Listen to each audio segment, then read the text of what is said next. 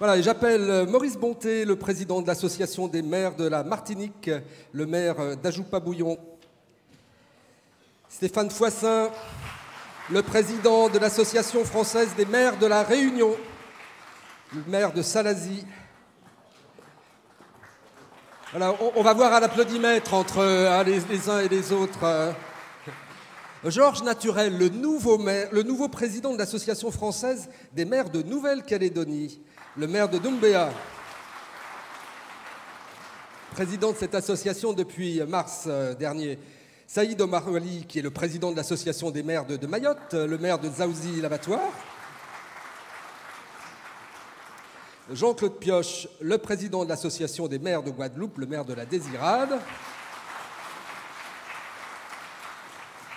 David Richer, le président de l'Association des maires de Guyane, le maire de Roura. Et puis Félix Terriate-Tofa, qui est le vice-président du syndicat pour la promotion des communes de Polynésie française et qui représente cet après-midi le président Tetu Anai.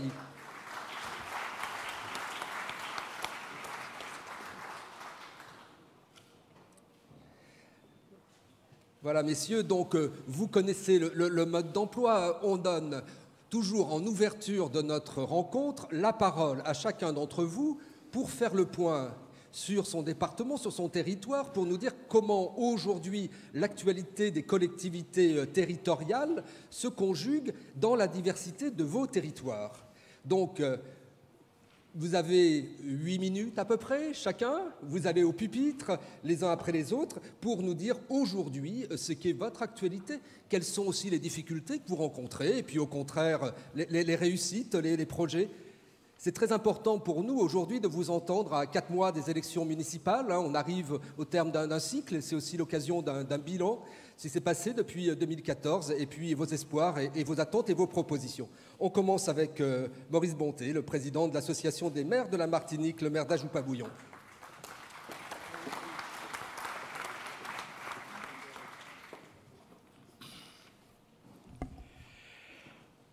Madame la ministre, Monsieur le président de l'Association des maires et président de Communauté de France, Monsieur le premier vice-président, Mesdames, Messieurs les élus, Mesdames, Messieurs les parlementaires, Mesdames et Messieurs les maires, Mesdames, Messieurs les élus, Mesdames, Messieurs les directeurs, les journalistes, Messieurs et Dames, chers amis.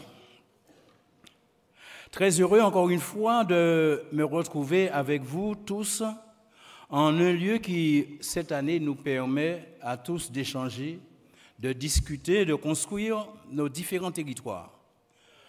Le protocole nous imposant un temps précis d'intervention, je me limiterai donc d'aller directement au but. Mesdames, Messieurs, mon intervention consistera à lancer 2 alertes. La première, à l'ensemble des gouvernements, et la seconde, intéressant plus précisément nos territoires ultramarins. Les discussions sur le changement climatique sont devenues de plus en plus importantes depuis ces dernières semaines, suite au passage des derniers ouragans dans la région Caraïbe, notamment Irma et Maria. Cet après-midi, je souhaite interpeller sur les actions urgentes et ambitieuses à mener face aux effets du changement climatique sur les petits pays insulaires des Caraïbes. C'est l'affaire de tous, à mon avis. Et sa gestion doit dorénavant être prise en compte dans la définition de toutes les politiques menées à l'échelon international. L'inaction est donc coûteuse. Les pays insulaires, comme nos petites Antilles, souvent considérées comme des petits jardins d'Éden, pourraient être les plus durement touchés par les inondations, mais aussi par l'augmentation des dégâts, notamment sur les infrastructures et incidemment sur les revenus des secteurs économiques. C'est pourquoi les appels à l'action contre le réchauffement climatique se multiplient et nous nous en félicitons.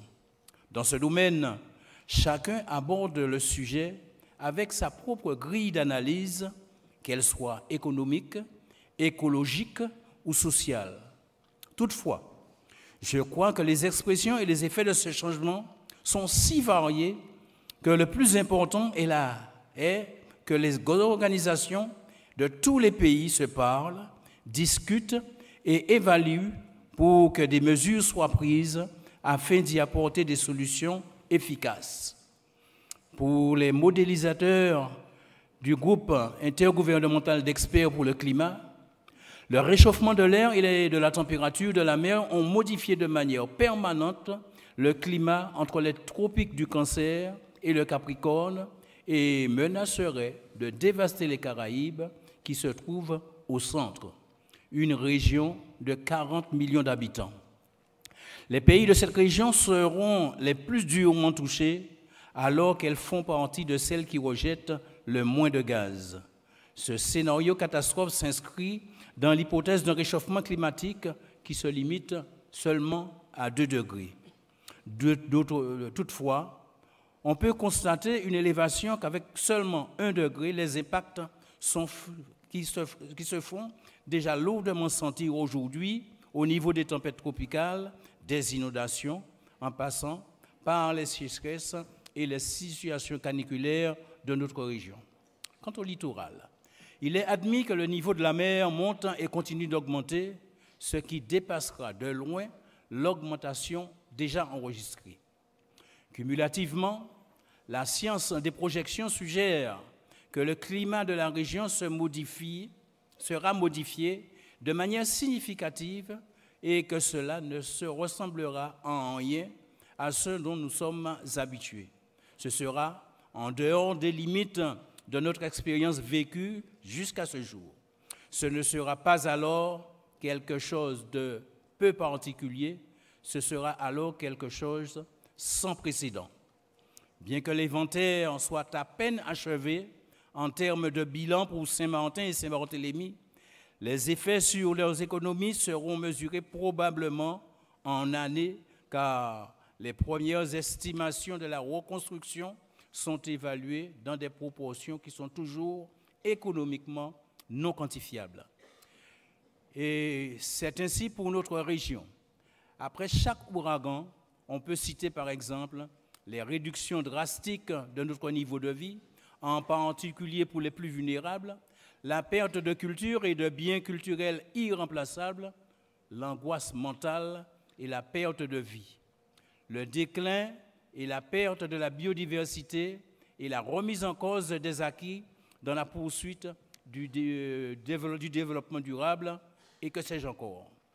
Ceci présage-t-il du défi futur que représente un changement climatique sans précédent? La concertation et la réflexion sont plus que jamais impératives pour mettre en place de nouveaux modèles d'aménagement, de respatialisation pour créer un nouvel urbanisme avec un habitat respectueux des enjeux et des coutumes. Aussi, il est nécessaire de mettre en œuvre des stratégies d'adaptation appropriées visant non seulement à faire face à la disponibilité de l'eau dans le cadre d'un avenir moins prospère, faire face aussi à la pluviométrie déficitaire, à une agriculture durable dans des environnements beaucoup plus rudes, faire face au secteur touristique, bénéficiant même partiellement de la dépendance aux ressources naturelles, jouir d'une santé plus résistante aux variations climatiques, bâtir des infrastructures capables de résister à des conditions météorologiques sans précédent, répondre, même pas, assurer une meilleure éducation du public au changement climatique et ses impacts, partager des connaissances avec des changements de comportement en utilisant tous les forums possibles pour atteindre tous les âges possibles.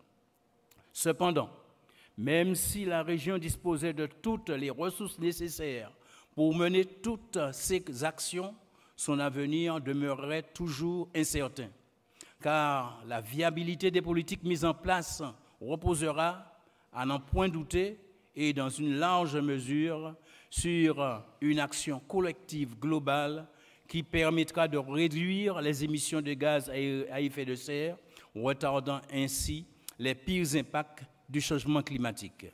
Et c'est ici que le défi de l'urgence entre en jeu. Pour conclure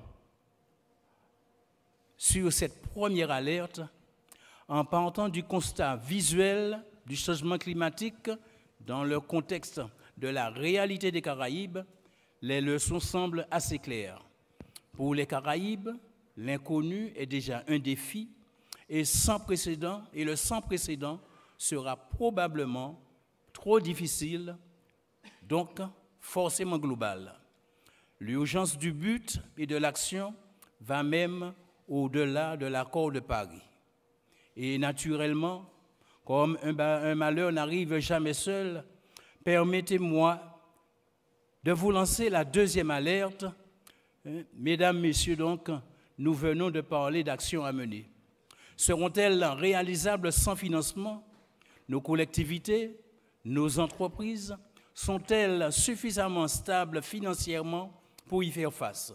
Une ressource non négligeable pour nos collectivités est encore une fois menacée ou de disparition ou de modernisation. Je veux parler donc de l'octroi de mer, qui est un dispositif, en plus d'assurer l'alimentation des budgets des communes, permet, grâce au différentiel de taxation entre les produits locaux et importés, de soutenir la production et la transformation locale. Ce dispositif, dont la forme actuelle a fait l'objet par le passé de négociations à Bruxelles qui a validé les principes et fondements juridiques, a permis depuis les années 70 de créer 40 000 emplois industriels dans les régions d'outre-mer. Il est essentiel pour pérenniser et développer l'emploi de notre territoire, de conserver en faveur de la production locale le champ d'application du dispositif en vigueur et en particulier de maintenir à minima les niveaux actuels des différentiels de taxation qui n'apportent déjà aux entreprises locales qu'une compensation incomplète car ne couvrant que partiellement les surcoûts auxquels elles sont confrontées. C'est là une déclaration commune de l'ensemble des organisations professionnelles de la Martinique qui sont conscientes des contraintes de pouvoir d'achat et donc de la nécessité d'offrir aux consommateurs de nos territoires des prix équitables. Elle souligne néanmoins que cet objectif ne doit pas avoir pour conséquence l'affaiblissement ou la disparition des entreprises de production locale qui sont devenues, après les collectivités locales et l'État, les plus pourvoyeuses d'emplois locaux dans les régions où les taux de chômage sont les plus élevés. À ce jour, aucune évaluation n'a permis d'identifier d'alternatives permettant d'apporter à la production locale un soutien du niveau d'efficacité des différentiels de taxation entre production et importation.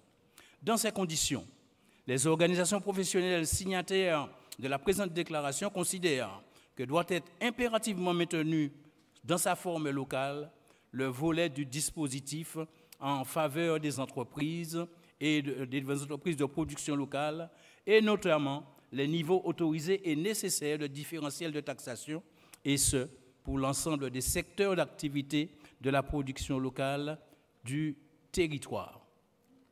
Les organisations professionnelles signataires considèrent que les options possibles de réforme des volets du dispositif, autres que celui concernant la production et la transformation locale, doivent impérativement être effectuées dans le seul cadre de la loi française. Ces options éventuelles doivent mesurer les incidences sur le tissu économique local, notamment en évaluant dans les différents secteurs économiques qui seraient affectés par ces réformes, l'impact en termes de niveau de prix à la consommation, d'équilibre des budgets des collectivités locales et d'amélioration du pouvoir d'achat des ménages. Ne doivent pas compromettre le calendrier et l'aboutissement des négociations en cours à Bruxelles visant à reconduire le dispositif d'exonération dès janvier 2021. Il résulte de ce qui précède que les organisations syndicales, les organisations signataires demandent au gouvernement de poursuivre sans attendre au niveau européen les négociations visant à maintenir dans sa forme actuelle l'ensemble du dispositif permettant l'application dès janvier 2021 des différentiels de taxation. Plusieurs améliorations qui ne remettent pas en cause l'économie générale du dispositif pourraient être envisagées dans la future décision du Conseil, autrement dit, assouplir le calendrier de révision des listes de codes ouvrant droit à l'exonération, rétablir à minima à son précédent niveau le seuil de non-assujettissement des entreprises à la taxe d'octroi de mer à 550 000 € afin de ne pas pénaliser les TPE, obtenir que la prochaine décision du Conseil porte sur une période de 10 ans au lieu de 7 ans afin de donner aux entreprises plus de visibilité. Mesdames, Messieurs, chers collègues, c'est bientôt Noël. Bientôt l'occasion d'adresser des vœux à nos amis, à nos proches pour une belle et prospère nouvelle année, mais aussi une nouvelle année qui débute par l'un des rendez-vous politiques les plus importants. Je souhaite donc à ce sujet bonne chance à celles et ceux qui postulent et bon repos surtout à celles et ceux qui ont décidé de remettre leur tablier. Bonne journée de travail, bons travaux à tous et merci.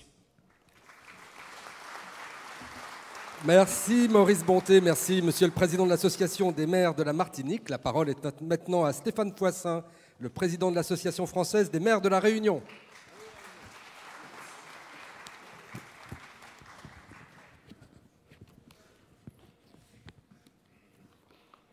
Madame la Ministre, Monsieur le Président de l'Association des maires de France, Monsieur François Baroin, cher ami, Messieurs les présidents d'associations départementales, Mesdames et Messieurs les parlementaires, Mesdames et Messieurs les maires, Mesdames et Messieurs les élus, Mesdames et Messieurs, je suis ravi de vous retrouver comme chaque année à ce congrès des maires pour la journée des Outre-mer et la nouvelle configuration ici à cet endroit-là permettant à tous les élus d'assister à nos travaux et interventions me semble le meilleur moyen de partager ensemble nos problématiques.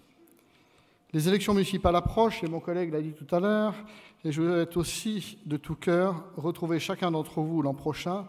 Bon courage à tous pour ces échéances. Chez nous, comme chez vous, la politique au sens large et noble du terme attire beaucoup de candidats qui veulent participer au développement de leur territoire, et c'est tant mieux pour la richesse des débats. La vie démocratique a encore de beaux jours devant elle, à l'instar de la métropole, où il est parfois difficile de trouver des maires qui veulent prendre des responsabilités, notamment dans les petites communes. Permettez-moi, en préambule, d'avoir une petite pensée pour M. Jacques Chirac, qui nous a quittés, notre président l'a cité tout à l'heure, il y a quelques semaines, cet amoureux de l'outre-mer que j'ai eu le plaisir de rencontrer. Connaissait parfaitement nos difficultés, il nous recevait à l'Élysée en petit comité pour mieux appréhender la complexité de nos attentes et celle de nos populations.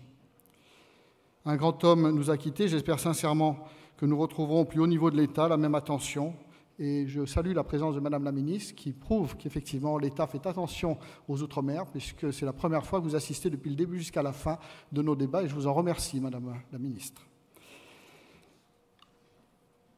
Cette jeunesse de l'Outre-mer dynamique permet aussi à la France, dans l'hospitalier, l'armée, la gendarmerie, la police et les ministères, et j'en passe, d'avoir un vivier de jeunes disponibles pour toutes ces fonctions dont l'État a besoin. Notre démographie permet à la France d'être un pays européen à démographie positive. La population domienne est supérieure à 2,8 millions d'habitants en 2019. L'outre-mer représente 17,9% du territoire terrestre de la France et 4% de la population de la France. Une population plus jeune dans les DOM, dont un tiers est âgé de moins de 20 ans contre seulement un quart en métropole. Les âges médians sont aussi fortement différenciés. La moitié de la population est âgée de moins de 35 ans dans les DOM, alors qu'en métropole, l'âge médian est proche de 40 ans. Toutefois, la baisse rapide et forte de la fécondité, surtout en Guadeloupe, en Martinique et à La Réunion, implique un vieillissement à venir rapide de la population, accentué également par l'immigration. Les mobilités vers la métropole diffèrent selon le sexe et le milieu social. Les jeunes hommes y émigrent plus que les jeunes femmes, de même que les plus diplômés. Beaucoup de jeunes adultes se rendant en métropole pour leurs études, entre 20 et 34 ans. C'est environ un tiers de la population native des DOM qui vit sur le territoire métropolitain. Plus du tiers de la population très diplômée y réside, et il en est de même pour les actifs occupés. Les jeunes hommes et femmes qui restent dans les DOM sont plus massivement peu diplômés et au chômage, ce qui engendre effectivement les problèmes que nous rencontrons depuis quelques années. Ces migrations sont toutefois quand même temporaires pour une partie d'entre elles, puisque près de 40% des résidents domiens sont des natifs de retour.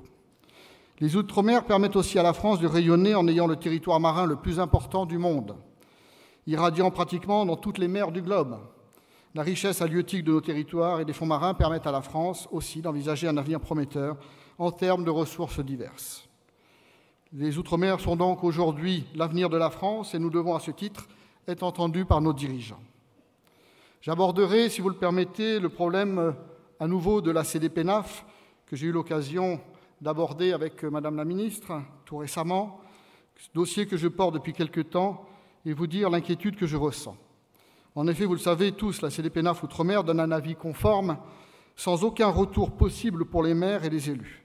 Alors que sur le territoire métropolitain, l'avis est simple, permettant aux élus locaux de tenir compte ou pas de la décision de la CDPENAF. Madame la Ministre, vous me l'avez dit, mais je voulais quand même poser cette question, permettez-le-moi. Serions-nous moins pertinents que nos homologues métropolitains? Serions-nous encore sous dépendance de l'État colonial? Serions-nous encore enchaînés à ce point que nos décisions locales municipales soient obligatoirement commandées par une décision unilatérale? Madame la Ministre, en visite à La Réunion,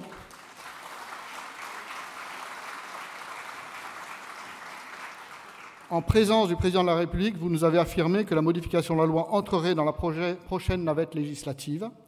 Nous attendons donc tous ce changement qui permettra de redonner la décision aux maires sous contrôle du service de la légalité, comme partout ailleurs en France. Nous retrouverons ainsi, je l'espère, notre autorité sous contrôle et non pas un contrôle de notre autorité.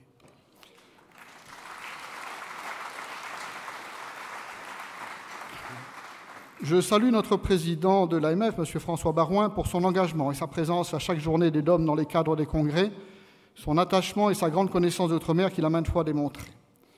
Le gouvernement a avancé sur plusieurs questions majeures, nous dit-il.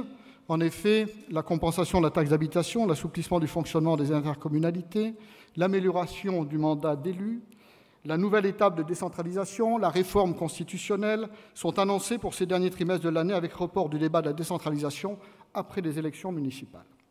Nous sommes comme vous, Monsieur le Président, inquiets pour notre taxe d'habitation, taxe au préalable dynamique en fonction du dynamisme de développement des communes qui devient maintenant statique de par la loi et sur laquelle les élus subiront les affres des dirigeants nationaux sous la tutelle de Bercy pour rogner chaque année la dotation équivalente à cette ressource. Nous soutenons l'action de l'AMF qui propose une compensation de la taxe d'habitation par dégrèvement, seul dispositif qui permette de garantir une compensation intégrale, de préserver le dynamisme des bases, de garder le pouvoir des taux de collectivité et des EPCI, de respecter leur autonomie financière et fiscale, tout en maintenant le lien social et fiscal avec le citoyen. Mais les dés sont jetés et le gouvernement n'a pas retenu cette solution. Restons encore vigilants. Même si nous subissons encore des pertes de nos revenus fiscaux. Il en est de même pour la perte pour l'outre-mer du dégrèvement de 30% de l'impôt sur le revenu qui profite maintenant à l'État et plus du tout à nos territoires, sans aucune compensation. Perte également pour notre économie concernant la baisse drastique des contrats aidés qui passe à La Réunion de 45 000 à 12 000. Cela représentait 400 millions d'euros injectés dans l'économie réunionnaise lorsque l'État finançait ces contrats à 80%. Aujourd'hui, nous bénéficions de 12 000 contrats pris en charge à seulement 50% par l'État, ce qui représente que 70 millions d'euros. C'est une perte totale, sèche, de 330 millions d'euros pour l'économie réunionnaise, mais c'est aussi une perte pour nos familles les plus démunies. C'est une véritable catastrophe économique quand on sait que le tourisme rapporte à lui seul seulement que 420 millions d'euros à La Réunion. Cette économie sur les contrats aidés touche les familles, je vous l'ai dit, les plus faibles et permettait bien souvent de proposer une alternative positive à ceux qui ne trouvaient pas de travail. Non pas qu'il manque de formation, mais que l'économie ne peut actuellement absorber le nombre de chômeurs conséquents. Nous aurions pu avoir, Madame la Ministre, une période transitoire avec des contrats aidés en nombre suffisant et mieux financés le temps que les mesures gouvernementales que vous avez annoncées en faveur de l'économie portent ses fruits. Serait-il possible, Madame la Ministre, peut-être que l'on étudie maintenant la mise en place de chantiers d'insertion de type ACI qui permettraient effectivement d'aller sur ce volet insertion pour les plus démunis et les plus faibles. Le transfert de compétences aux intercommunalités, voilà encore un vaste sujet. Nous voulons que le transfert de compétences eau et assainissement soit non obligatoire, alors que les textes gouvernementaux maintiennent cette obligation. Il est important que le bloc communal conserve des compétences qui touchent directement nos populations. L'eau est une denrée rare et chère, doit être une compétence facultative pour les intercommunalités. Laissez-nous, Madame la Ministre, et au gouvernement, la liberté de choisir. Le projet de réduction des services de l'État au sein de la direction départementale des finances publiques risque aussi d'affecter également nos communes et éloigner encore plus le citoyen des services publics locaux. Une rationalisation est peut-être nécessaire, j'en conviens, mais l'accès à un service public de qualité doit rester le maître mot de cette rationalisation. Il est également constaté par nos populations une très grande difficulté d'accès aux services de l'État. Nous sommes face, disent nos citoyens, à des répondeurs téléphoniques complexes, tapez 1, tapez 2, tapez 3, etc., pour finalement n'avoir personne au bout du fil. Les rendez-vous se prennent par mail, où bon nombre de nos populations n'ont peu ou pas d'accès Internet. Le Premier ministre, Édouard Philippe, ex-maire, disait dans sa déclaration de politique générale devant le Sénat le 13 juin dernier, je le cite, « Nous ne pouvons pas transformer le pays sans les maires. Sans les élus locaux, la démocratie est une coquille vide. » Alors certes, le président de la République a signé le 8 juillet avec 31 collectivités d'outre-mer des contrats de convergence et de transformation destinés à changer concrètement la vie de nos concitoyens. L'objectif étant de rattraper le retard de développement économique et social des Outre-mer, soit un effort financier de l'État de 21 milliards d'euros pour la période 2019-2022. Nous veillerons aux effets bénéfiques et serons attentifs aux résultats de ces mesures gouvernementales. Mon intervention ne serait pas complète si je ne vous parlais pas de l'aide au logement accession à la propriété qui avait fait ses preuves largement sur nos territoires et dont le coup de frein, voici 2 ans par le gouvernement, a laissé sur le carreau quelques entreprises, comme à La Réunion, Bourbon-Bois. Par exemple, nous attendons avec beaucoup d'impatience sa remise en place annoncée pour le début de l'année prochaine. Madame la ministre, vous le confirmerez peut-être tout à l'heure. 2 ans de perdus, c'est vrai, pour l'économie réunionnaise, 2 ans de perdus pour nos familles, 2 ans de perdus pour les collectivités, d'autant que la nouvelle mouture omet dans son texte, Madame la ministre, et je vous en avais parlé, le dégrèvement de la taxe foncière bâtie sur le laps de temps de l'emprunt pour les plus démunis, soit 10 à 15 ans. Dans l'ancienne mouture, cela laissait aux familles la possibilité d'améliorer leur logement plutôt que de payer une taxe foncière. Les communes n'étant pas perdantes, puisque le dégrèvement octroyé par l'État était compensé, bien évidemment. Le gouvernement devrait, je l'espère, suite à nos interventions, Madame la ministre, prendre en compte cet oubli pour accompagner nos familles socialement les plus faibles. Nous devons, les élus locaux, rester en permanence en vigilance. Nos personnes âgées sont de plus en plus démunies et nous sommes, avec nos CCAS, de plus en plus sollicités pour aider les familles.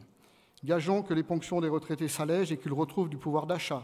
Certes, la disparition de la taxe d'habitation est souvent mise en avant par le gouvernement. J'en ai conscience, mais est-ce suffisant pour que nos retraités puissent vivre dignement lorsqu'ils touchent une retraite de misère? Souvent, ils ne veulent pas du complément vieillesse, de peur que leurs biens immobiliers ne soient vendus à leur décès pour rembourser la retraite complémentaire qu'ils auraient bien aimé percevoir. Le pouvoir d'achat était au centre des revendications ces derniers mois sur notre territoire. Et nous ne trompons pas de cible. Certains ont voulu pointer l'octroi de mer comme la cause. Nos collectivités bénéficient du dynamisme économique de l'octroi de mer. Et aucune dotation de l'État ne saurait le remplacer et nous perdrions beaucoup à y toucher.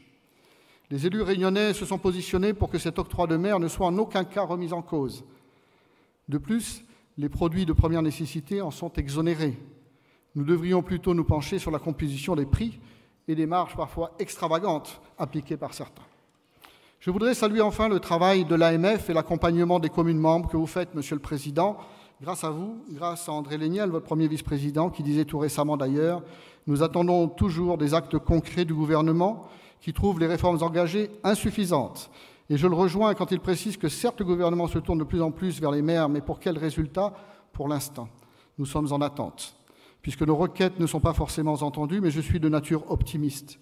Et je crois dans les femmes et les hommes de la République. Je crois dans la force des élus communaux, intercommunaux et nationaux. Soyons toujours unis dans l'adversité et dans nos combats. Pour défendre l'intérêt de nos communes, les maires sont plébiscités par 61% de la population dans leurs actions et souhaitent que leur maire soit de nouveau candidat et 58% espèrent qu'il soit reconduit dans ses fonctions. La ministre de l'Outre-mer, Mme Annick Girardin, ici présente, disait hier dans son interview à Image Presse, je la cite, « Des administrations qui se comportent souvent comme des censeurs et pas assez comme des accompagnateurs.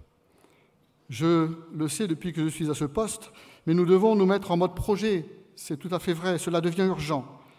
Et nous devons, pour cela, remercier Madame la Ministre pour ses propos et j'espère qu'elle sera entendue par les services de l'État pour dynamiser les projets que nous mettons en place et qui sont ralentis souvent par ces services. J'en veux pour preuve les RHI, par exemple, qui mettent 15 à 20 ans pour se conclure, comme le disait mon collègue Waro-Olivier, maire de Le Port à La Réunion, des projets qui sont bloqués pour des raisons parfois surprenantes.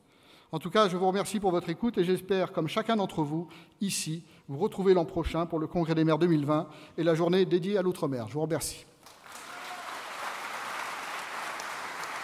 Merci Stéphane Foissin, merci Monsieur le Président de l'Association des maires de La Réunion. Alors, nous accueillons pour la Nouvelle-Calédonie un nouveau président de l'Association française des maires. C'est Georges Naturel, le maire de Doumbéa.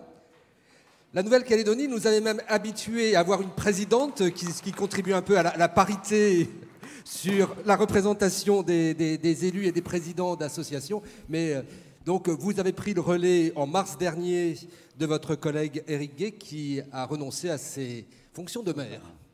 Non, effectivement, bonjour à tous. Pardon, je représente donc l'Association française des maires dont j'ai pris la présidence en début du mois de mars.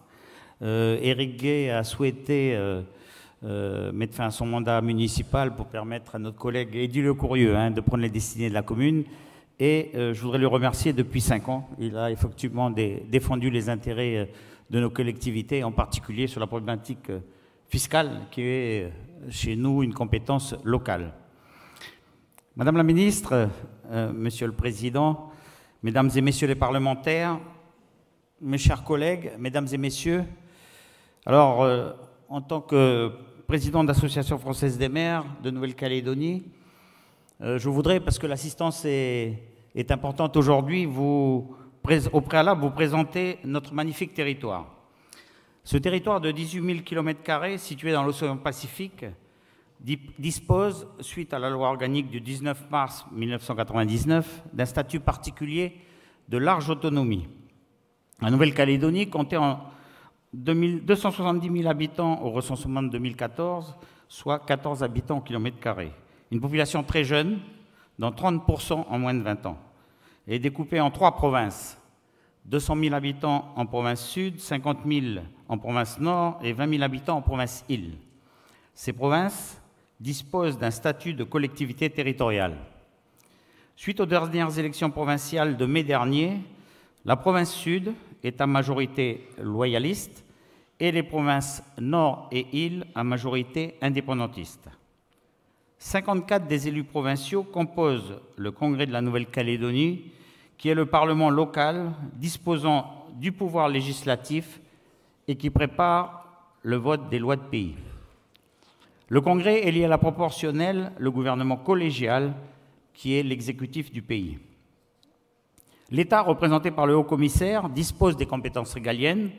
Il nomme dans chaque province un commissaire délégué de la République. Alors, la Nouvelle-Calédonie compte 33 communes. Ce sont des collectivités de l'État, régies par un code des communes spécifique. Ces communes sont très étendues, comme par exemple Yaté dans l'extrême sud avec 1300 km² et entre 580 habitants à Saramea et 99 000 habitants à la capitale Nouméa. Il existe un grand déséquilibre démographique avec pratiquement 180 000 habitants pour les 4 communes de l'agglomération nouméenne. Alors aujourd'hui, je pourrais vous parler des problèmes économiques en Nouvelle-Calédonie suite à la crise du nickel depuis quelques années ou sur la problématique des questions environnementales qui sont vraiment importantes pour nous puisqu'on a une biodiversité importante qu'on doit protéger.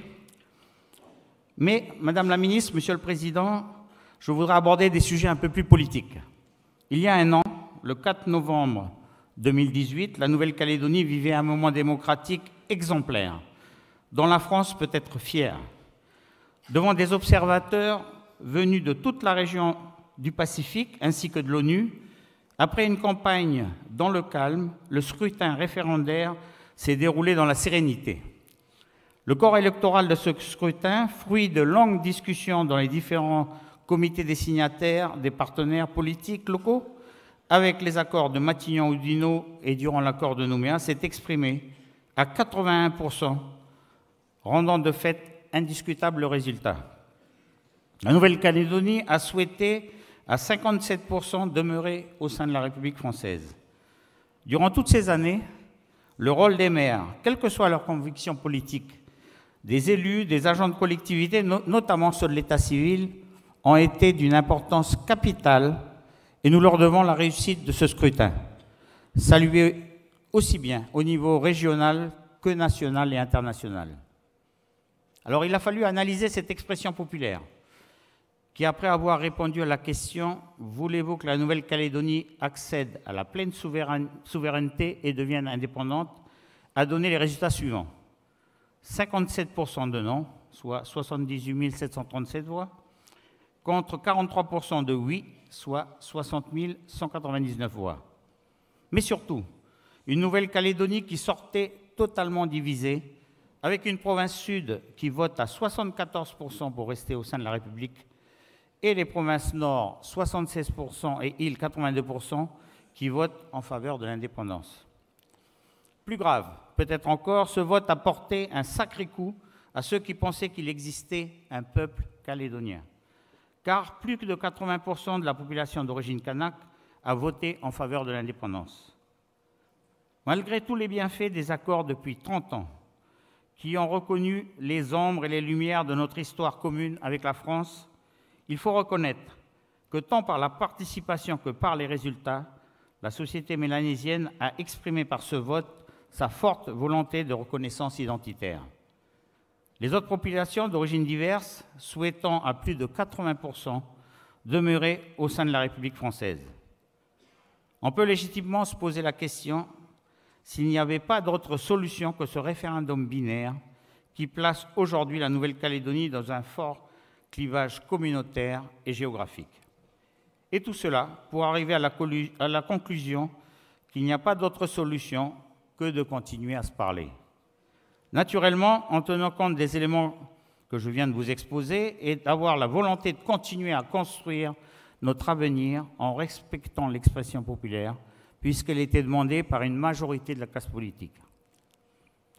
Dans le processus politique en cours de l'accord de Nouméa, qui logiquement aurait dû s'achever avec l'organisation de ce référendum, il faut cependant continuer à s'occuper du quotidien de nos populations. À nouveau, les maires sont là pour assumer ce rôle avec des dispositions complexes, des compétences qui ne nous facilitent pas la tâche.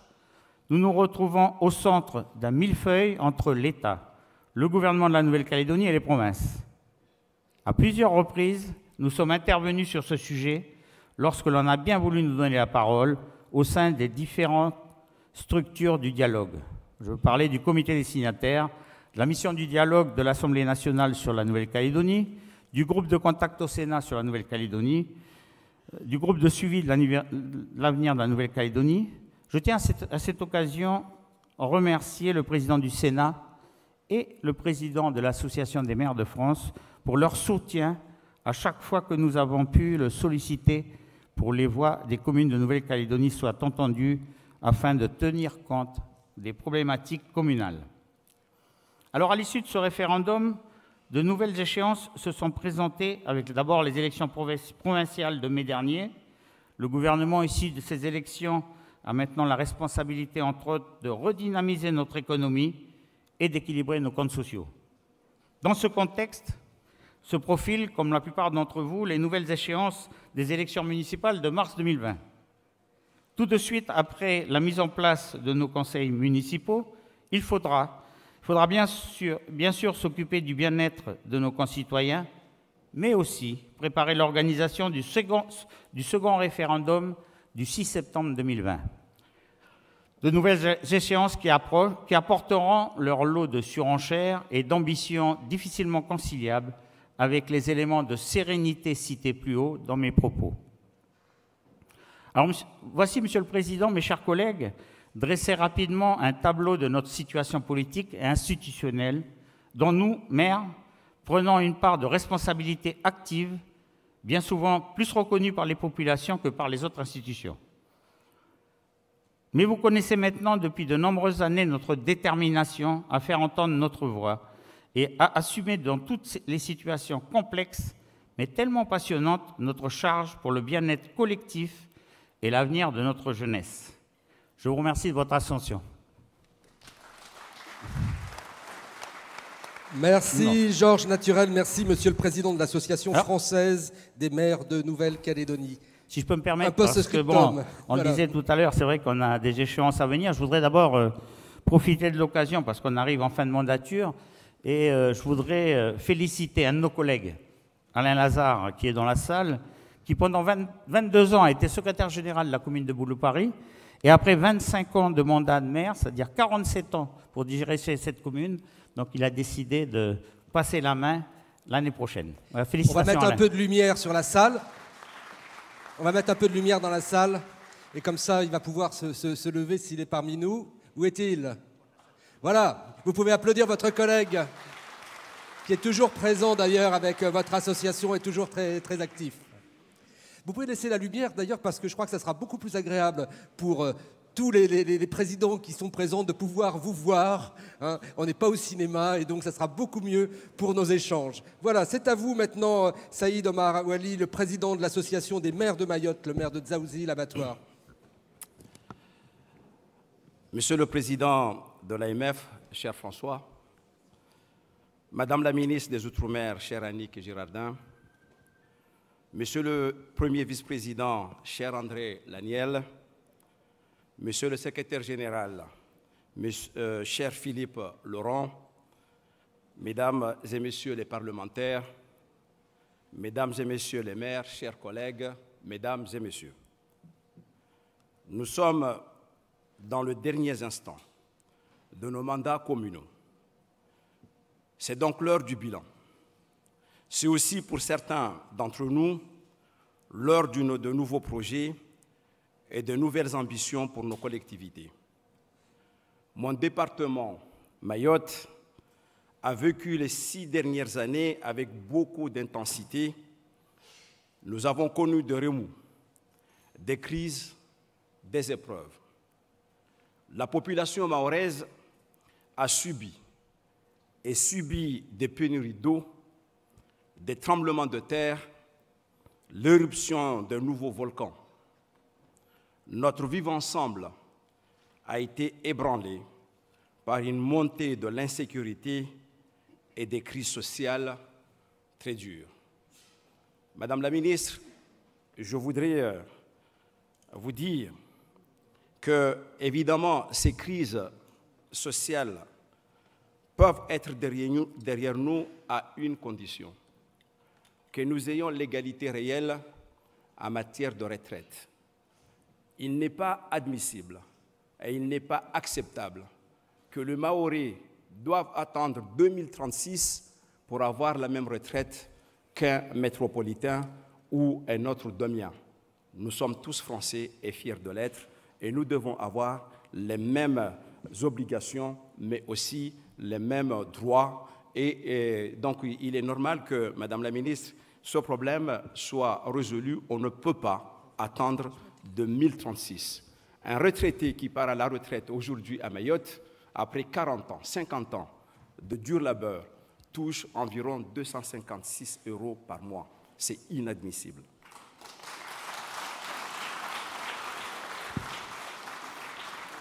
Sur le plan des institutions locales, nous avons connu de grands changements, avec la création des intercommunalités et la mise en place d'une fiscalité locale de droit commun.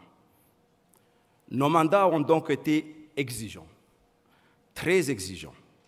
Et dans un tel contexte, face à de tels défis, mieux vaut faire preuve de modestie. Beaucoup reste à faire.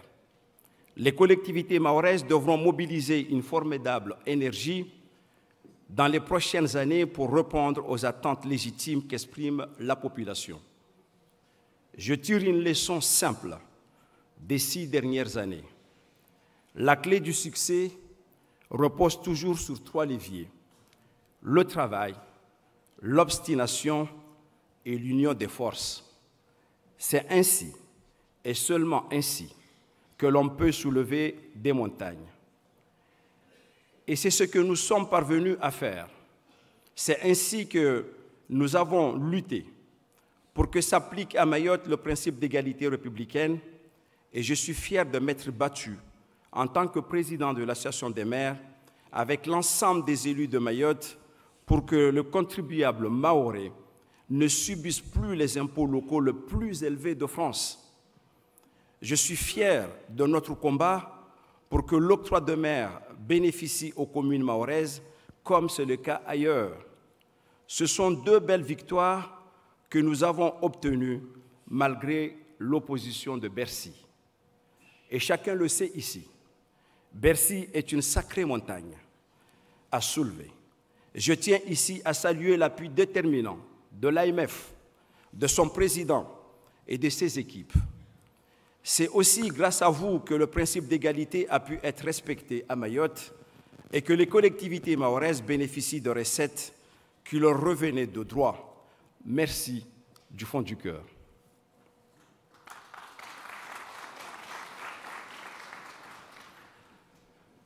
Nous aurons encore à nous mobiliser dans les prochains mois, car la réforme de la taxe d'habitation fait peser sur Mayotte de lourdes menaces. Sur notre territoire, les services fiscaux ne sont toujours pas parvenus à constituer des bases fiscales fiables et exhaustives. Nous craignons que la compensation de la suppression de la taxe d'habitation instaure à Mayotte une nouvelle injustice. Bercy en a conscience et je salue le renfort d'inspecteurs fiscaux prévu pour 2020. Il sera de notre responsabilité à nouveau de travailler, de nous unir et de faire preuve de détermination pour que Mayotte ne soit pas lésée. Je sais que nous pourrons également compter sur l'AMF pour appuyer nos démarches. Une autre avancée majeure est à mettre au bilan de la période récente l'engagement fort de l'État pris avec le nouveau contrat de convergence pour Mayotte, à savoir que 1,6 milliard d'euros sont budgétés jusqu'en 2020. Et c'est une excellente nouvelle. Cela crée les conditions pour mener une véritable politique de développement pour Mayotte. Les crédits alloués vont soutenir les constructions scolaires, les infrastructures, les logements. Enfin, les moyens sont à la hauteur de nos besoins. Mayotte peut se sentir comme un territoire à part entière dans la nation. Je salue donc ici l'effort du gouvernement et l'engagement sans précédent du président de la République pour Mayotte. Nous avons désormais la responsabilité de mobiliser nos énergies pour réaliser ce contrat et rendre les résultats concrets et visibles pour les Mahoraises et les Mahorais. Cependant, constatons que dans le domaine de l'eau et des déchets, nous n'avons pas su jusqu'à présent, à travers nos syndicats, apporter à la population les prestations auxquelles elle a droit. Il y a une tentation assez forte d'apporter une réponse à ces insuffisances en demandant à l'État de reprendre ses compétences attribuées par la loi aux collectivités territoriales. Mais l'État, sur Mayotte, est-il en capacité de reprendre ses compétences? Aujourd'hui, notamment les compétences techniques dans ces domaines sont concentrées dans la sphère des collectivités territoriales en métropole.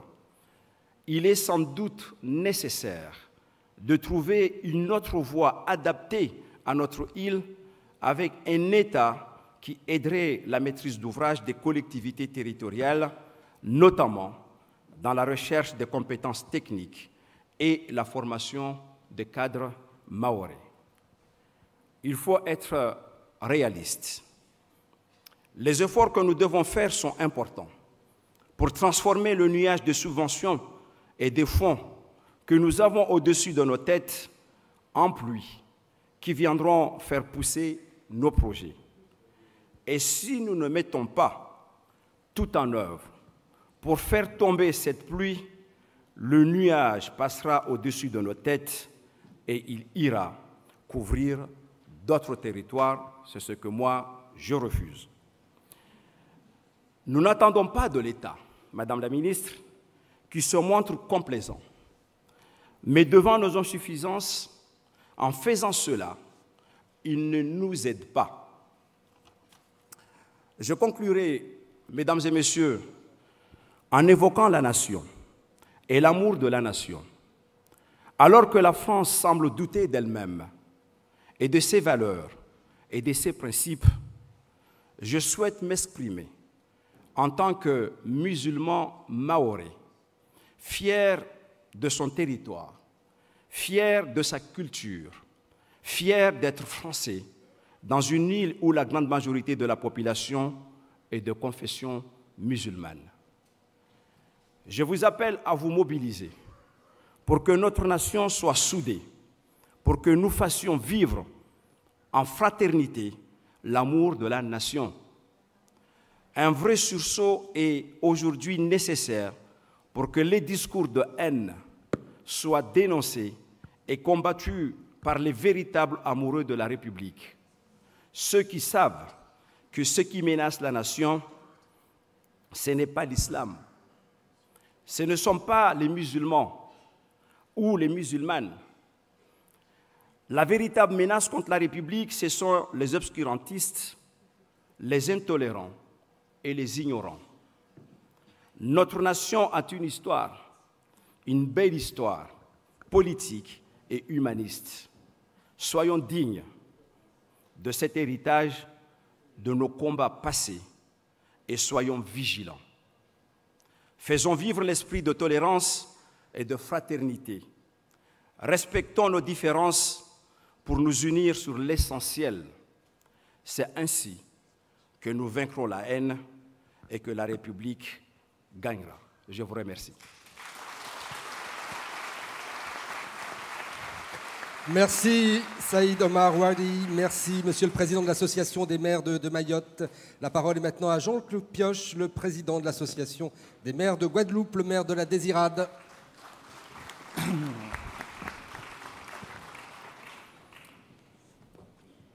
Madame la Ministre, Monsieur le Président de l'Association des maires de France, cher François, Mesdames, Messieurs les parlementaires, Mesdames, Messieurs les maires, chers collègues, Mesdames, Messieurs les élus, chers amis.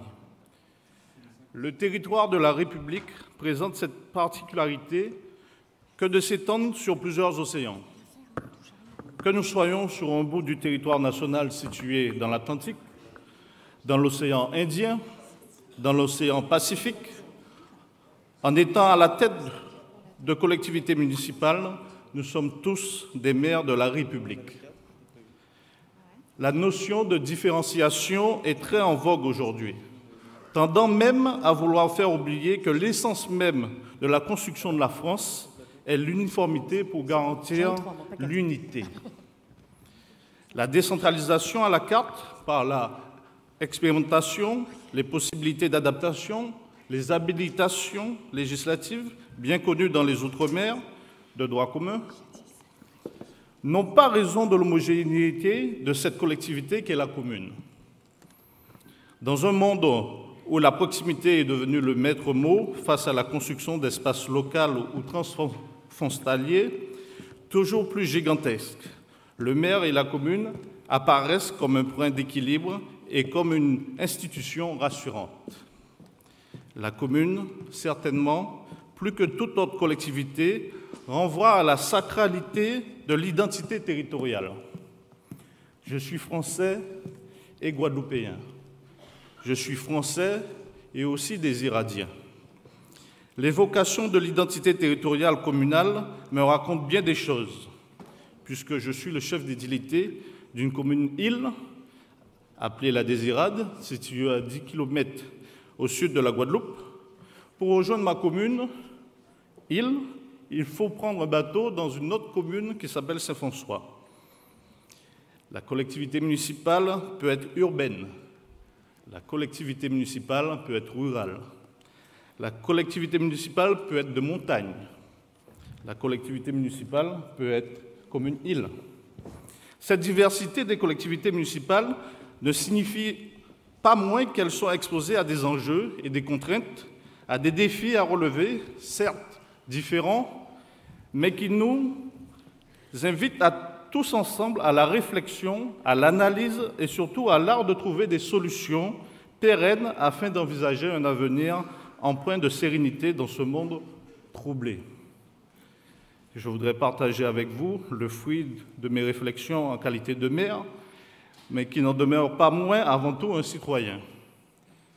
3 temps occuperont mon propos. Celui de l'adaptation des communes à un ordre international et européen, celui de l'adaptation à un nouvel ordre territorial, celui de l'autonomie financière qui constitue sans nul doute le principal défi à relever. Tout d'abord, un ordre international et européen qui supplante la volonté nationale et locale. Les règles qui nous sont applicables aujourd'hui davantage qu'hier ont pour lieu de production des espaces qui ne sont pas nationaux. Je ne surprendrai personne en disant que le droit de l'Union européenne est supérieur au droit national. Cela signifie que la pensée politique qui dicte l'écriture du droit est d'origine européenne et, disons-le sans tergiverser, libérale et monétariste. Cette pensée libérale et monétariste implique des inflexions, des mutations, des transformations. Premièrement, dans la manière de penser les services publics. Deuxièmement, dans la manière de penser la gestion publique et l'action publique. Troisièmement, dans la manière de penser la gestion des ressources de nos collectivités, en témoignent les très récentes lois du 6 août 2019 de la transformation de la fonction publique. Le maire du XXe siècle n'est pas celui du XXIe siècle. Il est obligé de s'adapter. À l'ère du tout numérique impliquant une dématérialisation massive, à l'ère de la théorie de l'efficience impliquant la gestion de la pénurie, à l'ère du pouvoir supracommunal faisant du maire un administrateur communal, à l'heure du changement climatique impliquant une révision générale de l'ensemble des politiques publiques. Deuxièmement, un nouvel ordre territorial national inspiré de la mondialisation. Les scientifiques du territoire parlent de plus en plus de nouvel ordre territorial. Et ils ont raison. La décentralisation de 1982 a bousculé nombre de pratiques de gestion publique. La décentralisation française d'aujourd'hui est considérablement matinée de postulats économiques et financiers. Le territoire local émerge comme un espace reconnu à qui on adresse le défi de créer également de la croissance économique. Ainsi peut-on comprendre l'affirmation de l'intercommunalité intégrative en lieu et en place de l'intercommunalité fédérative. Ainsi, peut-on aussi comprendre la fusion des régions pour constituer des territoires locaux toujours plus grands, pour rivaliser sur le plan mondial avec des entités territoriales de même rang. La loi constitutionnelle du 28 mars 2003, faisant la France une république avec une organisation décentralisée, la loi RCT du 16 décembre 2010, la loi Notré du 7 août 2015 sont les principales partitions de la mélodie d'un territoire national transformé par un pouvoir central qui décrète la réduction toujours plus importante des dotations financières à ces démembrements que sont les collectivités territoriales. Enfin, l'autonomie financière devient l'épine dorsale de cette nouvelle décentralisation du XXIe siècle. Il y a quelques années, les maires ont fait grève pour signifier leur mécontentement.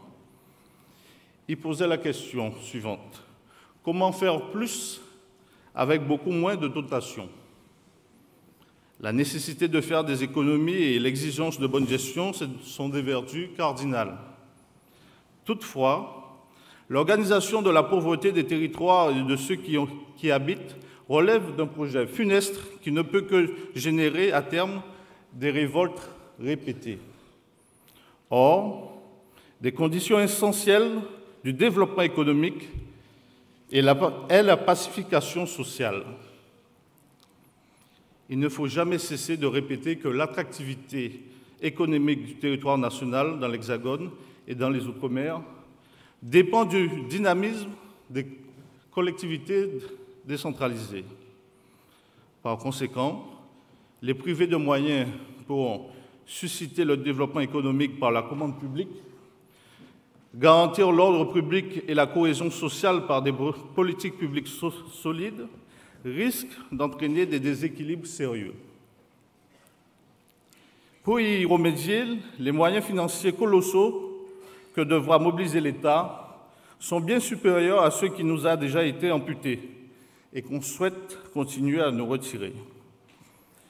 L'État, ce n'est pas simplement Paris, avec une institution centrale, mais ce sont aussi tous les territoires locaux, disséminés ici et ailleurs, avec des citoyens qui contribuent eux aussi à la grandeur de ce pays. Il convient donc de les écouter davantage. Merci de m'avoir écouté. Merci Jean-Claude Pioche, merci Monsieur le Président de l'Association des maires de Guadeloupe. La parole est maintenant à David Richer, le Président de l'Association des maires de Guyane, le maire de Roura.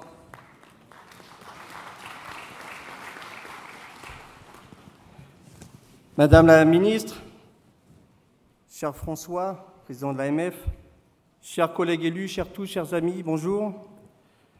Cher François, on dit chez nous « Haïtien dissoudant blanc », c'est un dolo créole. Tu dois le connaître quand tu étais ministre des Outre-mer, sinon Madame la Ministre pourrait te le traduire. Tout cela pour te dire, j'ai été assez critique l'année dernière et l'année d'avant peut-être, parce que bon nombre de nos élus restaient dehors, avaient fait 8000 km et ne pouvaient participer à cette journée des Outre-mer. Les collègues t'ont salué, je te remercie chaleureusement d'avoir fait en sorte qu'aujourd'hui, l'ensemble des élus des Outre-mer soient présents à cette journée des Outre-mer. Je t'en remercie pour tout le monde. Les maires au cœur de la République, c'est le thème central de, ce 102e congrès. Et ce matin, le thème, ce sont bien sûr les enjeux et perspectives pour les Outre-mer aujourd'hui. Pour en venir au premier thème, le maire au cœur de la République, j'aurais revisité ce titre, cher François, en disant « Il faut remettre les maires au cœur de la République ». Car aujourd'hui, il y a tout simplement la loi NOTRe, on en a parlé un instant, qui est passée par là et qui nous a défini un modèle unique d'organisation. Et puis depuis, les maires, en tous les cas le maire que je suis, il est un petit peu dépouillé. Il y en a qui parlent de sensation, mais moi je dis la sensation que je ressens. L'eau, transférée. L'assainissement, les collègues en parlaient, transféré. Les déchets, transférés. Les voiries, transférées. Le tourisme, qui nous est cher, transféré. Le PLU, qui nous est cher, transféré chez certains, chez nous pas encore, mais ça ne serait peut-être tardé, j'espère que non. Même les cimetières intercommunaux, maintenant, fleurissent. Et bientôt, on aura peut-être des mariages intercommunaux, dans ce qui veut dire qu'il ne nous restera pas grand-chose à se mettre sous la dent. Après. Non, mais c'est sérieux ce que je dis.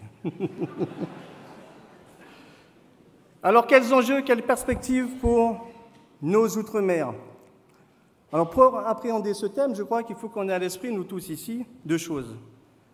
La première, ce sont les caractéristiques naturelles que nous avons entre nous.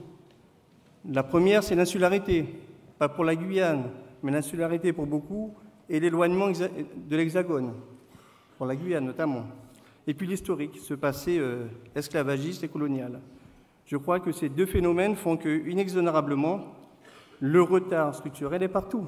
Quel que soit le territoire, il est plus profond chez certains, je pense à nous, Mayotte et la Guyane, mais chez les autres également. Mais en tous les cas, chez nous, il ne vaut mieux pas faire un AVC en ce moment à l'hôpital de Cayenne, sinon on n'est pas sûr de s'en sortir. Mais bon, on ne va pas tourner autour du pot, cette question, il faut l'élucider. Et je crois que je n'ai pas fait l'ENA. Il n'y a pas besoin d'avoir fait l'ENA pour savoir que quel enjeu et quelle perspective pour nos Outre-mer, eh bien, c'est le développement économique local. Aujourd'hui, c'est ça la question. Et pour autant, il y en a qui ont fait l'ENA. Et il y en a qui, tous les 5 ans, nous câlinent avec de jolies phrases. Je ne dis pas ça pour vous, Madame la Ministre, hein. Avec de jolies phrases. On les connaît toutes, ces phrases. pendant les présidentielles. On ne vous oubliera pas. Le chômage sera une priorité. Le coût de la vie, on s'y attaquera.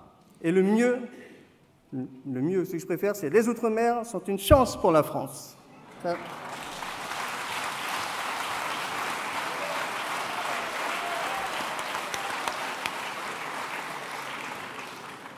sont une chance pour la France.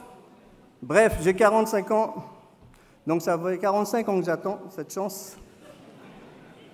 Et donc j'attends toujours le développement économique pour ma Guyane. Pourtant, Madame la Ministre, cher François, tu connais la Guyane? Nous tous, on la connaît. Elle est riche de tout. On dit souvent on est assis sur une montagne d'or. Je vais revenir sur la montagne d'or. Mais on est assis sur un tas d'or. Et ce qu'un jeune maire comme moi ne peut comprendre, c'est que, je peux les citer, hein, en 75, projet pâte à papier. La pâte est là, mais le papier n'est pas là. Il vient toujours par bateau. En 90, projet sucrier. Ça, c'était le grand projet phare. Antoine Karam, je ne sais pas s'il est là, enfin, c'est sénateur patient. Enfin, tout le monde connaît ce projet-là, le projet sucrier. Faute de quotas européens, le projet sucrier est resté là où il était et on importe toujours du sucre, de betterave ou d'ailleurs, et de canne à sucre aussi, mais d'ailleurs. 2007, projet Concaïman, projet aurifère, sur ma commune. 34 tonnes d'or. Mais le président Sarkozy a choisi les emplois verts. Oui, la forêt est toujours verte, mais il n'y a toujours pas d'emplois verts. Et les 34 tonnes d'or sont toujours sous terre. Et le chômage, lui, sort de terre. Le bois, on en a profusion. Quand je vous parle de richesse, c'est ça. Comment, moi, maire, je peux expliquer à mes jeunes qui critiquent les élus, vous l'avez vu, hein, de plus en plus, qu'est-ce que tu fais pour le pays? Le bois, on en a profusion, mais les scieries ferment les unes après les autres. La ressource halieutique, poissons, crevettes, vous allez dans un restaurant en Guyane, il n'y a plus de crevettes. C'est normal parce qu'on s'en est bien occupé. Les bateaux qui nous viennent des pays voisins s'occupent très bien de notre poisson et de nos crevettes. Et nous, on mange, comment on appelle ça là? Les jurémies. Bon. Non mais, 2017, le pétrole, il y en a, le lendemain, il n'y en a plus, après, il y en a plus. En tous les cas, notre voisin Guyana, j'ai noté ça, c'est combien de barils? 500 000 barils par jour. Notre voisin qui va sortir. Le seul effet positif que je vois, c'est que tous nos clandestins partent au Guyana travailler, mais nous, le pétrole, on n'en a pas. Encore une ressource qui nous échappe, mais peut-être qu'il n'y en a vraiment pas. Parce que le plateau des Guyanes, en fait, moi je suis pas géologue, mais il est juste à côté et on trouve bizarre qu'il n'y ait pas de pétrole. Et actuellement, on assiste, Madame la Ministre, enfin vous le savez, à l'enterrement du projet Montagne d'Or. Un peu plus de 100 tonnes d'or au fin fond de notre forêt, c'est vrai. Après, il y a des choix à faire. Mais en Guyane, il a toujours été urgent d'attendre. Et je ne sais pas combien de fois on va passer à côté. On ne peut pas se payer le luxe de passer à côté de tels projets. Et quand je parle de Montagne d'Or, moi, je n'ai pas d'action dans l'or. Mais pendant qu'on parle, là, c'est 10 tonnes d'or, source préfecture, hein, pas source Richer. 10 tonnes d'or qui sont payées par les garimperos. Vous savez, ceux qui ne rigolent pas en forêt, là, ceux qui viennent du Brésil. Ils sont 8000 dans nos forêts, source préfecture. Donc 10 tonnes d'or fois 48 000 € le kilo aujourd'hui, donc 48 € le gramme. Je ne vous dis pas combien de millions, ça fait plus de 400 millions par an qui partent. Et si on multiplie par 10 ans en arrière, 4 milliards ont échappé à la Guyane, avec son lot de mercure, autant de tonnes de mercure dans nos fleuves, dans nos criques, dans nos forêts, et autant de nos peuples autochtones et autres, eh bien, qui le consomment sans le savoir, en mangeant le poisson ou les plantes, et on s'empoisonne. Donc on se bat contre l'orpaillage légal, mais l'illégal. Et Madame la Ministre, je vous interpelle particulièrement sur la zone Bagot-Aroura, à Cacao, et il y a un nouveau site d'orpaillage illégal sur la route de Caux. Donc nous avons la chance d'avoir un préfet. S'il vous plaît, donnez-lui encore plus de force. Je le sens vraiment volontaire. Il fait son boulot. Maintenant, donnez-lui les forces d'aller beaucoup plus loin dans cette lutte contre l'orpaillage illégal, puisque cette histoire va vraiment mal finir, un de ces quatre. Donc ce n'est pas bon. Et puis, tous ces projets que j'ai cités qui ne sortent jamais. Et puis, permettez-moi de parler du spatial, le fleuron de la France, mais avec une Ariane 6 dont on n'est pas encore sûr, en tous les cas, son bon de commande, vous savez comme moi-même, face aux Chinois et face aux Américains avec SpaceX, le bon de commande n'est pas encore rempli. Donc, je ne veux pas être pessimiste, mais à un moment donné, il faudrait que nos projets sortent. Vous connaissez notre taux de chômage, le taux de criminalité, le phénomène de mule, etc. La Guyane, malheureusement, après le bagne, les moustiques, les serpents, etc., on jouit encore bien de ces mots MAUX qui rongent bien notre Guyane. Alors je pense, Madame la Ministre, qu'il faudrait vraiment redonner le pouvoir aux élus. Quelqu'un parlait tout à l'heure de l'administration et je me rappelle que quand le président de la République est venu en Guyane dernièrement, il a rappelé que les services de l'État étaient à disposition des maires. Et aujourd'hui, il me semble que dès qu'on veut sortir un projet en Guyane, eh bien on lutte. Il y a toujours une grenouille avec la tête rose qui est là, qui va nous empêcher de, des fois, couper la mangrove pour y faire un restaurant. Des fois, ce sera un oiseau qui aura niché sur un arbre, etc., etc. Je sais combien l'environnement est important, mais la Guyane, j'ai l'impression qu'elle est l'émeraude. Vous savez, ce joyau, l'émeraude verte, pas de la France seulement, mais du monde. Évidemment, les pays du Nord se sont développés, et puis les pays du Sud qui ne sont pas développés, mais bien sûr, il leur reste encore des arbres, ils ne sont pas développés. Et donc, les pays du Nord demandent aux pays du Sud, arrêtez de déforester, arrêtez de construire. Mais nous aussi, nous avons besoin de se développer et de vivre. Et donc, Madame la Ministre, il faudrait peut-être qu'on travaille sur des compensations. Je ne parle pas de compensation que État Guyane, mais le monde doit compenser à un moment donné à ce que les pays qui ont encore de la forêt, eh bien, si on ne les coupe pas, eh bien, donnez-moi 200 € par arbre et j'arrêterai de les couper, on confiera 10 arbres à un jeune, ça lui fera 2000 € de salaire pour arroser et bichonner les arbres. C'est un exemple. Donc j'espère réellement que nous n'aurons pas à souffrir de cela parce qu'on parle de montagne d'or, mais à chaque fois qu'on aura un projet en Guyane, allez, je balance, si demain on veut faire 1000 hectares de cacao, ce sera 1000 hectares d'arbres coupés, de forêts amazoniennes coupées. Donc, à un moment donné, il faudrait nous dire ce qu'il faut faire ou ne pas faire. Ceci dit, soyez-en assurés, la Guyane est un beau pays, cher François. On y vit bien quand même si c'est difficile. Et Madame la Ministre, merci pour l'aide que nous avons reçue. Vous savez que ce syndicat d'électrification auquel vous teniez, on en a parlé, est sur la bonne voie. Donc le préfet a signé le périmètre. Nous sommes le seul département à ne pas en avoir, a défini le périmètre de ce syndicat. Reste au maire à délibérer, beaucoup l'ont déjà fait. Il devrait sortir prochainement. Mais si vous pouvez nous donner un coup de main, nous avons besoin d'un fonds d'amorçage, Madame la Ministre. Vous avez reçu mon courrier. Et si vous pouvez me dire où je pourrais le trouver, vers l'ADEME, il paraît, mais si c'est très important, il ne faut pas qu'on loupe le coche. Je crois que les maires de Guyane en s'est rencontrés suffisamment pour essayer de faire aboutir ce dossier. Donc je compte sur vous pour encore nous accompagner, parce qu'il nous reste encore à trouver les moyens pour que tout le monde y trouve son compte, pour toutes les communes de Guyane, parce que les besoins dans l'Ouest ne sont pas les mêmes que dans la capitale, etc. Donc vous comprendrez bien que ce n'est pas facile à mettre en place. Je vous remercie, puis merci d'être là, Madame la Ministre, parce que je veux parler avec les collègues. Pour mémoire, même avant, je crois que le ministre arrivait après, et là, vous êtes là pour nous entendre. Et ça, c'est essentiel, et ne pas arriver après. Là, c'est bien, vous êtes là, vous nous entendez, et je suis satisfait. Merci beaucoup. Merci David Richer, merci Monsieur le Président de l'Association des maires de Guyane. La parole est maintenant à Félix Teriat-Tofa, qui est le vice-président du syndicat pour la promotion des communes de Polynésie française. Yorana.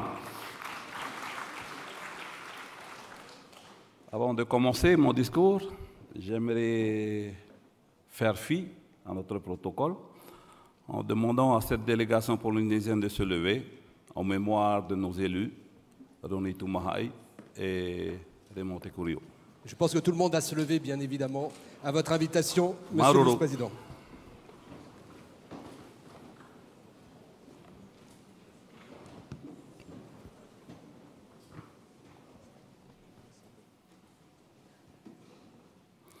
Maruru Maidai, vous pouvez vous rasseoir.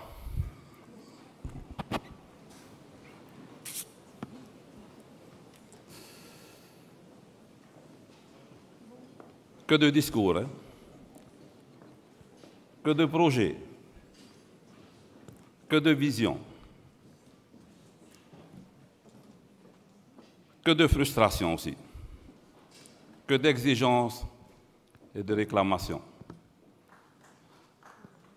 Je suis le dernier à passer et j'espère que chacun de nous, Monsieur le Président de l'AMF, Madame le Ministre des Outre-mer, vous aurez encore un peu d'écoute pour ce discours que je vais prononcer. Si certains d'entre nous se sentent assoupis, je comprends parfaitement. Un des discours, c'est de résister. Mesdames et messieurs, amis élus, Monsieur le Président de l'AMF, Madame le Ministre de l'Outre-mer, je vous salue tous chaleureusement en vous remerciant de m'offrir ce temps de parole. Je suis particulièrement heureux de clôturer avec vous, mes chers collègues ultramarins, et vous, Monsieur le Président de l'AMF, ce dernier congrès de la mandature 2014-2020. Quel enjeu et perspective pour les Outre-mer? La singularité du territoire polynésien n'est plus à présenter. Les 48 maires polynésiens œuvrent au quotidien au milieu de l'océan Pacifique, sur un archipel aux dimensions de l'Europe, dans un contexte où la concentration de la population sur Tahiti contraste avec les faibles densités des autres archipels. Avec une telle géographie, aménager l'espace de manière harmonieuse constitue un vrai défi. La mandature qui s'achève est celle d'une évolution marquée par la rupture. Rupture avec les traditions, rupture avec les pratiques, avec les codes. Ce qui me fait penser que le changement est difficile et génère inquiétude, doute et parfois violence. Je suis cependant convaincu qu'il est nécessaire d'avancer tout en ne perdant pas de vue le sens de notre action qui place au centre de nos projets le citoyen, l'usager, l'humain. Les enjeux pour les communes de la prochaine mandature sont, de mon point de vue, de plusieurs ordres. Une volonté affichée des communes d'un équilibre des rôles dans la construction d'un avenir. Celles-ci se sont montrées très attentives à être associées et prendre part aux politiques publiques de développement du territoire polynésien. Elles bénéficient aujourd'hui d'un contexte institutionnel favorable. Le dialogue avec le pays est ouvert et favorise le partenariat institutionnel au triptyque local. Ce dernier doit encore se renforcer par des échanges réguliers entre les collaborateurs et les services respectifs de chaque institution. Le ministre chargé des collectivités territoriales, M. Sébastien Lecornu, a confirmé lors de son intervention en Polynésie française l'esprit dans lequel les institutions doivent travailler et l'importance de prendre en compte les spécificités locales en mettant en avant le principe de différenciation en lieu et place d'un régime d'assimilation. Et nous ne pouvons que nous en réjouir. Le second enjeu sera celui de réussir la mise en œuvre des compétences environnementales, eau, assainissement et déchets, dans une logique de protection de nos environnements comme de nos concitoyens, de développement du numérique et d'assouplissement des normes. Les moyens financiers restent la préoccupation. Sur la question des finances locales, les communes polynésiennes ne disposent pas de fiscalité propre et sollicitent le concours d'instruments financiers extérieurs, tels que le Fonds intercommunal de péréquation et le contrat de projet. Ces outils doivent être stabilisés par une autonomie de gestion des ressources afin de ne pas se désolidariser du pays. Nous restons vigilants et alertons régulièrement l'État sur sa contribution au FIP, alimentée par une dotation qui est indexée sur la DGF. Pour cela, nous remercions l'État pour l'effort de stabilité dont bénéficie la Polynésie française. Je sais que nous sommes entendus.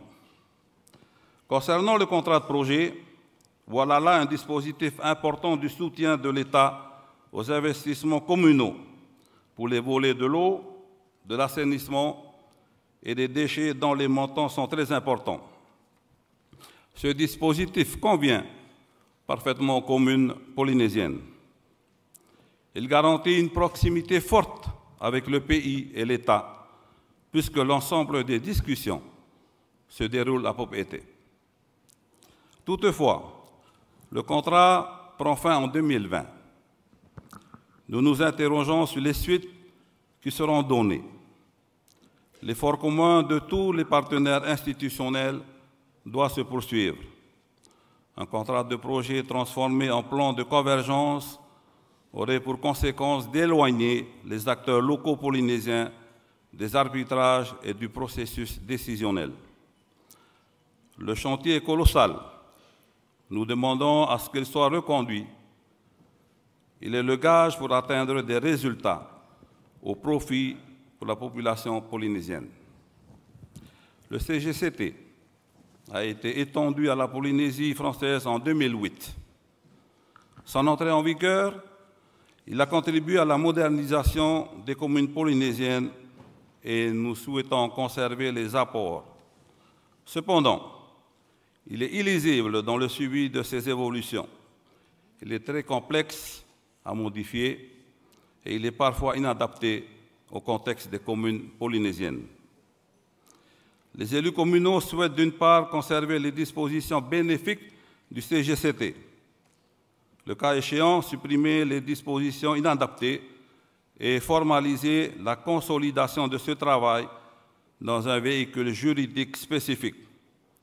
Le SPC se propose de porter le chantier de la réflexion, mais dans une démarche de collaboration avec les acteurs communaux, les services de l'État et pourquoi pas des universitaires. Concernant les relations État-pays communes, le président du SPC l'a déjà exprimé l'an passé à cette même occasion. J'aime croire qu'ensemble, le pays, l'État et les communes de Polynésie poursuivront leur démarche de concertation en intelligence, entreprise depuis plusieurs années. Ce travail tripartite est incontournable pour aboutir à une Polynésie harmonieuse qui s'inscrit dans un projet de développement commun.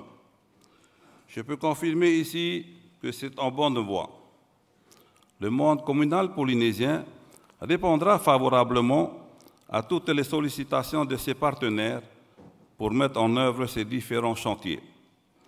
Il est important que les communes de Polynésie puissent être informées rapidement du plan d'action qui découlera des plans de convergence et connaître le processus par lequel elles y seront associées. Sans doute aurons-nous la réponse avant la venue du président Macron en avril 2020. Je le rappelle ici, les élus communaux seront attentifs au fait d'être considérés comme des partenaires fondamentaux dans le projet de société et d'avenir d'un territoire. Enfin, je terminerai par notre actualité à tous, celui du projet de loi, engagement et proximité, qui a mobilisé les élus municipaux en Polynésie française, plus particulièrement sur la question du statut de l'élu local.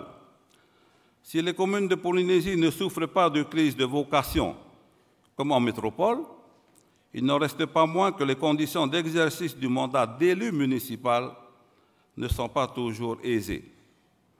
Les travaux menés par le SPC depuis 2018 ont permis d'identifier les points de difficulté et proposer des axes d'évolution, par exemple sur une meilleure valorisation du temps dédié à la commune, tant de mandat, tant professionnel et tant familial. Une meilleure protection pour les élus salariés, la simplification du cadre législatif et réglementaire édicté par l'État, la Polynésie, relatif au fonctionnement des communes, CGCT, FPC et Code des marchés. Il est donc important que les travaux des élus polynésiens soient pris en compte et adaptés. Je formule le vœu que nos différents entretiens dans les ministères, à l'occasion de notre passage à Paris, pour faire entendre la voix des communes de Polynésie française, porteront leurs fruits. Mesdames et messieurs, pardonnez-moi d'avoir été un peu plus long. Maruru faror amai et maruru faror amai et vous remercie tous de votre attention.